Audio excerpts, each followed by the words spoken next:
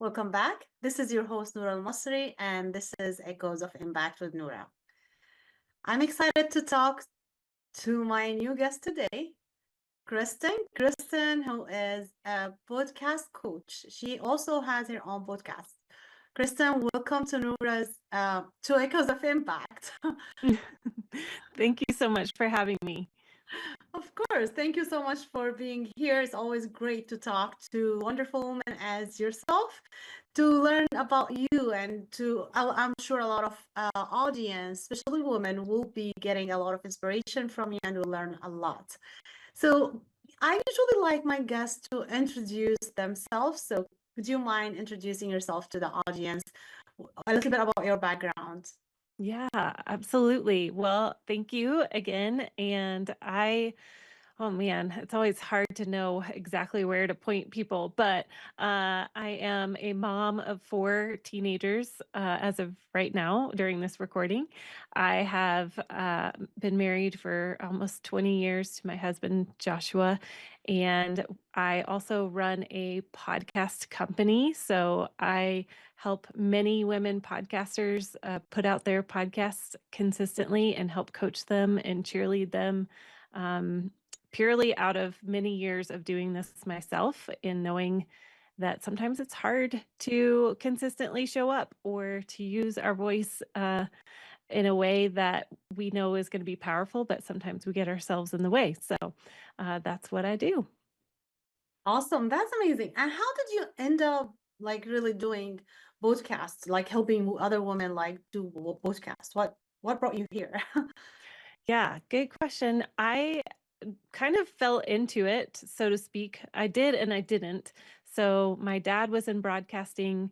Um, when I was growing up, I grew up in podcast, or not in podcasts, but in broadcast studios, and just watched him navigate and coach people and consult people in broadcasting. But I never really thought that was part of my journey until, oh goodness, 2016. A dear friend of mine asked me to help start a podcast for him and his wife, and I honestly was like, What is a podcast? I mean, what is a producer? What do you want me to do?" And it was a really fun 4 years working for them and really honing in on that podcast broadcasting or podcast producing side of things. And so that really is where my journey started, was those 4 years of helping my good friends start their own podcast. Wow. And why did you decide to start your own coaching business and help other women do that Yeah, as well? yeah, so that was part of my journey. Was during those 4 years, they really taught me how to use my own voice. I am one who would much rather be behind the scenes and give them all the material for them to use their voice. And they wouldn't have it. They kept inviting me to make comments on the show. And they ended up creating a segment for his wife and I to do a mom's segment. And I ended up loving it and really was mentored by some of the best people I know. And so now, in turn, in 2021 was when I started my podcast about podcasting. Um, I I really just took what I learned from them and helped pay it forward to somebody else and just sharing how to do this well. Wow. This is great. Like so you moved from like don't want to share your own voice, you just want to help other to do that, kind of like a push to share your own voice.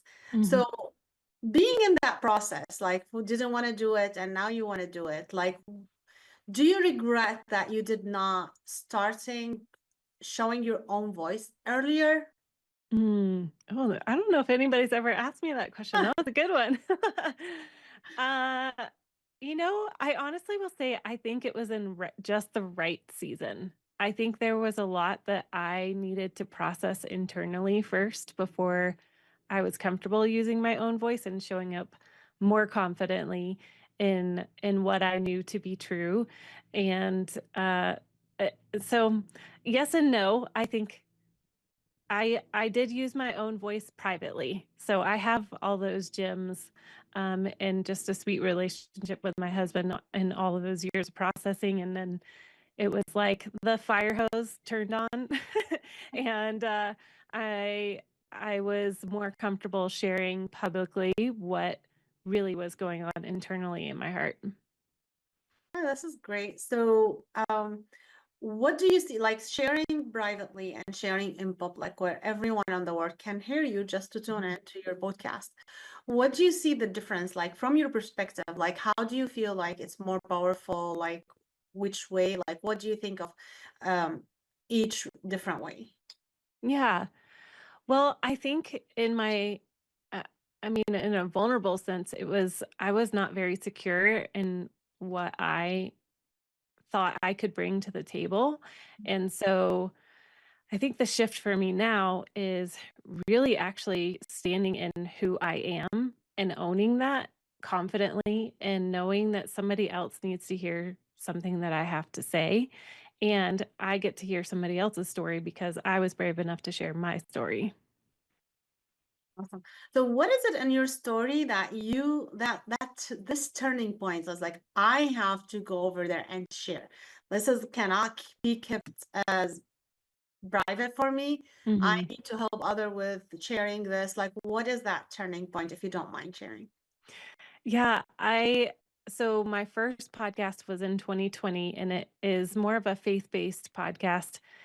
And I think for me, the shifting point was getting my reps in with my friends' podcast, and also just hearing over and over again from other close people that they wanted to hear what I had to say.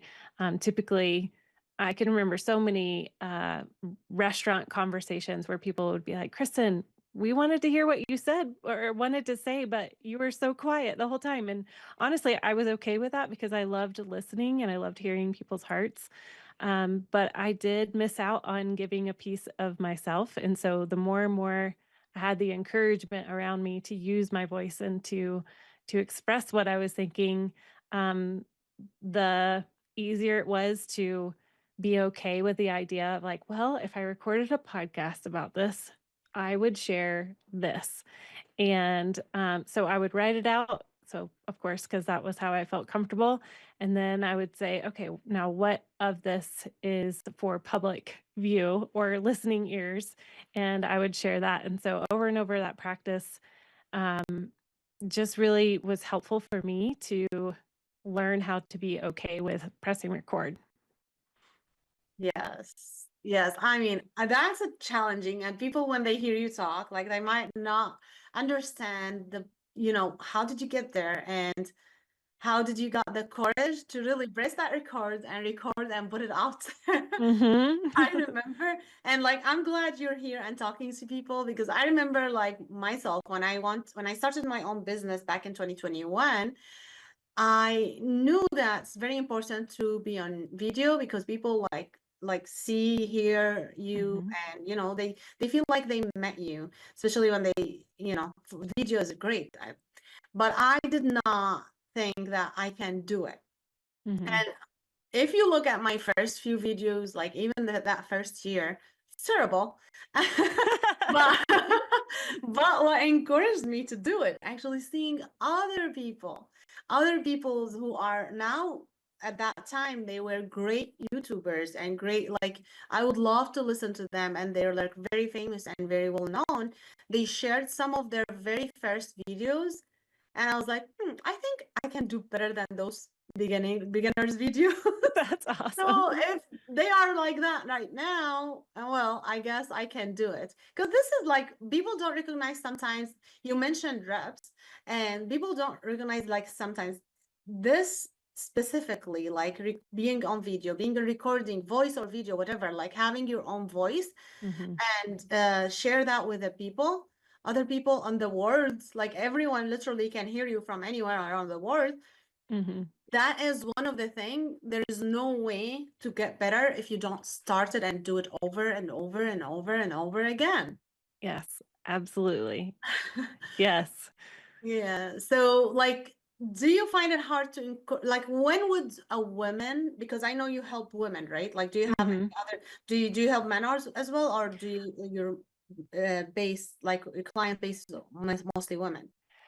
90% of it is women. We do help men, of course. We don't say no, we don't help men, but definitely our niche are women. So yeah, and I think it's just near and dear to my heart too because that was my journey, and so yes. Hmm. Awesome. So we're gonna get back to this after the break. My question is, like, what's the most challenging thing you find in most common, like in women? I don't know if that's different from the most challenging thing in men, since you have some men clients. We'll get your answer after the break. Guys, stay with us and hear from Kristin after the break. But right now, this is Echoes of Impact with Noura. We'll be right back.